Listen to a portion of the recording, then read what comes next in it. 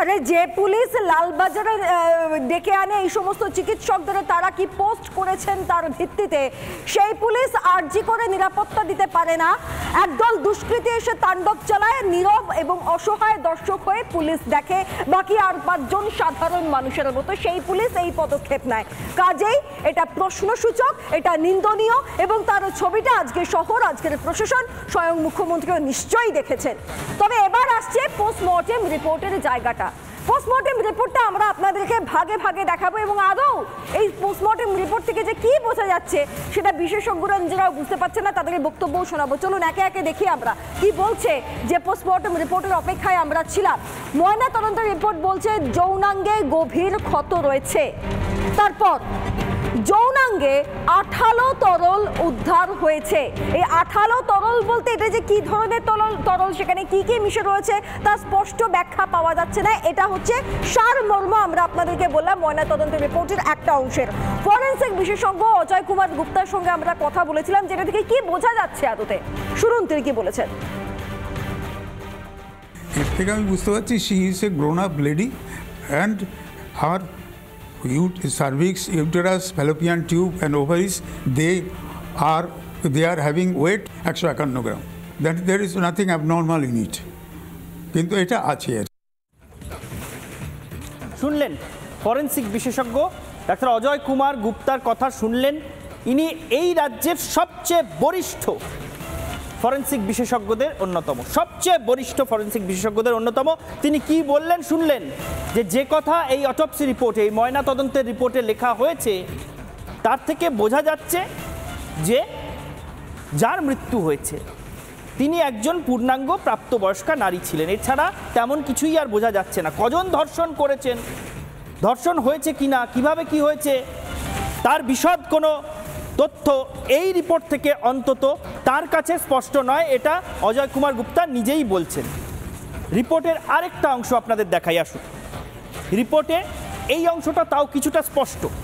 সেখানে বলা হচ্ছে অভয়ার ফুসফুসে রক্তক্ষরণের চিহ্ন পাওয়া গিয়েছে। ফুসফুসে রক্তক্ষরণের চিহ্ন কেন, এর মানে কি? বিশেষজ্ঞরা বলছেন শ্বাসরোধের কারণে মৃত্যুর প্রমাণ এই রক্তক্ষরণ। ফুসফুসে যদি রক্তক্ষরণের চিহ্ন মেলে তাহলে বোঝা যায় যে শ্বাসরোধের কারণেই মৃত্যু হয়েছে। যাক, পোস্টমর্টেম রিপোর্ট থেকে, ময়না তদন্তের রিপোর্ট থেকে অন্তত এইটুকু বোঝা যাচ্ছে সৃজিতা যে শ্বাসরোধের কারণেই মৃত্যুটা হয়েছিল। একদম। এখন এখানে প্রশ্নটা হচ্ছে যে এই শ্বাসরোধটা একজন ব্যক্তির পক্ষে করা সম্ভব না একাধিক। যাই হোক, সেটা প্রশ্নের জায়গাতেই রয়ে গেছে। পোস্টমর্টেম রিপোর্টের পরবর্তী অংশটা আমরা আপনাদেরকে দেখাবো যে সেখান থেকে আদৌ কিছু খোলসা হচ্ছে কিনা।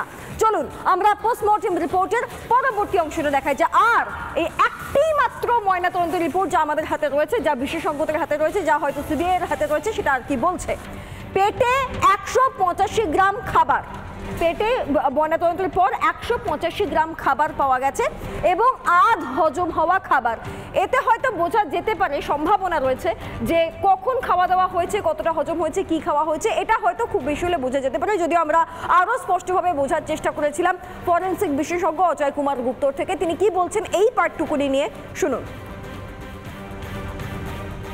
সাধারণভাবে হচ্ছে কখন খেয়েছিলেন বা এইটা সময়টা যদি জানতে পারা যায় যে কখন ওনাকে খাবার দেওয়া হয়েছিল বা কত হয়েছিল, তার থেকে এইটার সঙ্গে যদি মিলে যায় 185 গ্রাম, মানে প্রায় 200 গ্রাম ধরুন, তাহলে কিন্তু ওই যে ঐখিক নিয়মের অঙ্ক কষলে যে 1000 গ্রাম 6 ঘন্টায় চলে যায়, 200 গ্রাম তাহলে প্রায় 5 ঘন্টা লেগে যাবে। তাহলে অন্তত হচ্ছে 200 গ্রাম মতন আছে, মানে অল্প 5 ঘন্টা আগে খেয়েছেন আর কি। প্রায় 5 ঘন্টা না, তার একটু কম আর কি, 4 ঘন্টা এতটা রয়েছে তো এখনো 185। আরও একবার শুনলেন অজয় কুমার গুপ্তার কথা। ঐকিক নিয়মের অঙ্ক কষে বুঝতে হচ্ছে যে মৃত্যুর কতক্ষণ আগে অভয়া খেয়েছিলেন। পোস্টমর্টেমের রিপোর্টে বা ফরেনসিক তদন্তের রিপোর্টে এই বিষয়গুলোর আরও স্পষ্ট উল্লেখ থাকবে না? ফরেনসিক বিশেষজ্ঞরাও স্পষ্টভাবে বুঝতে পারছেন না এই রিপোর্ট থেকে। আমাদের কথা ছেড়ে দিন, আমরা তো এই বিষয়ে আনাড়ি বলতে পারেন, আমরা তো এইসব বিষয়ের বিশেষজ্ঞ নই। আমরা সেই জন্য ফরেনসিক বিশেষজ্ঞদের কাছে জানতে চাইছি বারবার যে তারা কি বুঝছেন। অজয় কুমার গুপ্তার মতো বরিষ্ঠ ফরেন্সিক বিশেষজ্ঞ খুব স্পষ্ট করে বলতে পারছেন না এই রিপোর্ট দেখে যে ঠিক কী বলতে চাওয়া হয়েছে। সন্দেহ কিন্তু আগেই প্রকাশ করেছিলেন ডাক্তার সুবর্ণ গোস্বামী। তিনি লালবাজারে যাওয়ার আগেই সম্ভবত এদিন এই রিপোর্ট সম্পর্কে, এই ফরেন্সিক তদন্ত সম্পর্কে, এই পোস্টমর্টেম সংক্রান্ত যা কিছু চলেছে সেই সবে কোথাও কোনো ধোঁয়াশার অবকাশ রয়েছে কিনা তা নিয়ে সন্দেহ প্রকাশ করেছিলেন। কি বলেছিলেন ডক্টর সুবর্ণ গোস্বামী শুনবো। ওই যখন আমরা অটোপসি রিপোর্ট দেন তখন আমরা সারা দেশের একাধিক ফরেন্সিক এক্সপার্টদের সাথে কথা বলি, আমাদের সংগঠনে কথা বলি, আমাদের একটা কালেকটিভ ওপিনিয়ন আমরা তৈরি করি, যেটা আমরা সংবাদ মাধ্যমে যে রাখি। সেখানে বেশ কিছু পুলিশ যা দাবি করছে, প্রশাসন যা দাবি করছে, তার সাথে বেশ কিছু আমাদের যে ফাইন্ডিং তার বেশ কিছু ফারাক দেখা দেয়, বেশ কিছু প্রশ্ন তোলার অবকাশ রয়ে যায়।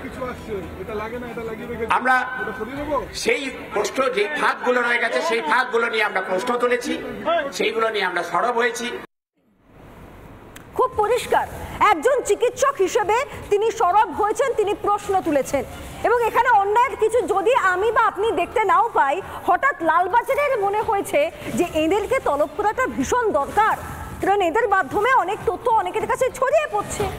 এখন বিষয়টা হচ্ছে এই যে রাজ্যের মুখ্যমন্ত্রী মমতা বন্দ্যোপাধ্যায়, তিনি বেশ একটা সুনাম কুড়িয়েছিলেন, প্রতিবাদী নেত্রী, বিরোধী নেত্রী হিসেবে বেশ সুনাম কুড়িয়েছেন। তিনি বোধহয় জানেন না, তিনি সত্যিই জানেন না যে তার গোটা সিস্টেমটার বিরুদ্ধে যদি তিনি যে রাজ্যকে রাজ করছেন সেই রাজ্যটাই বিরুদ্ধে চলে যায় তাহলে সেটা কেমন দেখতে লাগে। আজ দেখছেন একের পর এক স্লোগান উঠছে, ও রাজনৈতিক স্লোগান উঠছে। দেখুন,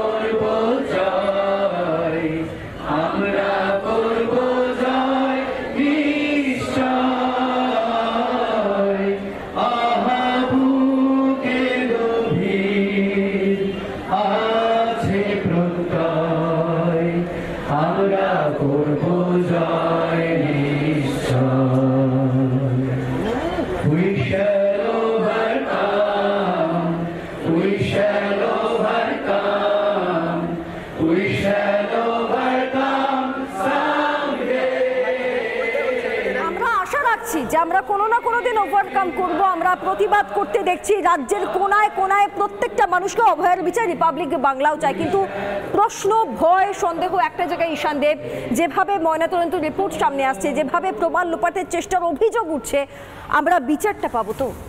একেবারেই তাই।